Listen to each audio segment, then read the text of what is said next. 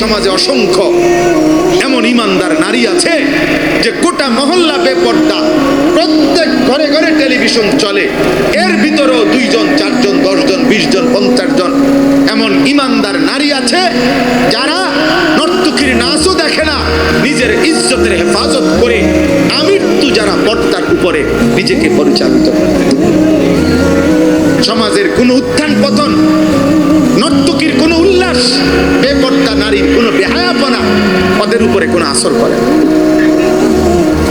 এমন অসংখ্য যুবকও আছে আলহামদুলিল্লাহ যারা চারদিকের বন্ধুরা সব উল্লাস করে, নাচে, ফুর্তি করে, জিনা করে, মদ খায়, গাঁজা খায়, উলঙ্গ ছবি দেখে, নর্তকীর নাচ দেখে, মোটর সাইকেলের আড্ডা দেয়, অসৎ নারীর পিছনে জীবন শেষ করে, এমন অসভ্য জন্তুদের সাথে থেকেও এমন অসংখ্য যুবক আছে যে 5 ওয়াক্ত নামাজ তার রবের সেজদা আদায় করে।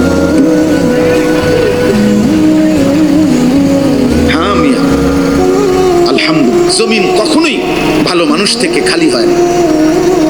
ভালো মানুষ থেকে কি হয় না? খালি হয়। আল্লাহর কুদরত। অসৎ মানুষ দ্বারা জমিন কখনোই পরিপূর্ণ হবে আর পৃথিবী থাকবে এমনটা হবে না। আল্লাহর নবী সাল্লাল্লাহু আলাইহি সাল্লাম বলেছেন, শতভাগ মানুষ যখন অসৎ হবে ঠিক তখনই, শতভাগ 100 জনই যখন অসৎ হবে, শিরারুল খালক আল্লাহর নবী বলেন ঠিক তখনই ইসরাফিল ফুঁ দিবে। ইসরাফিল কি দিবে? আল্লাহ তাআলা অসতের উপরে জমিন 1 মিনিটও রাখবে না। 1 মিনিট বলে তো এখন যে ওই যে ভালো মানুষ আছে ওদের উসিলায় বাকি নাফরমান গুলো খায়, এখন যে নামাজি আছে, তাহাজ্জুদওয়ালা বান্দা আছে, চোখের পানি ফেলে, কাঁদে, আল্লাহর কাছে আহাজারি রুনাজারি করে, এদের বরকত, এদের বরকতে। এই জন্য আমরা প্রত্যেকেই আমাদের জীবন চলার পথে কেউ গুরুত্ব দেন আর না দেন, আমরা আলহামদুলিল্লাহ দুয়ারে দুয়ারে আমরা বলে যাই। বয়স্ক বাবা যারা আছেন তাদেরকেও বলি, বাবা শেষ বয়স আল্লাহ যাদেরকে দিছেন আপনি কদর করেন, আপনি হিসাব মিলায়।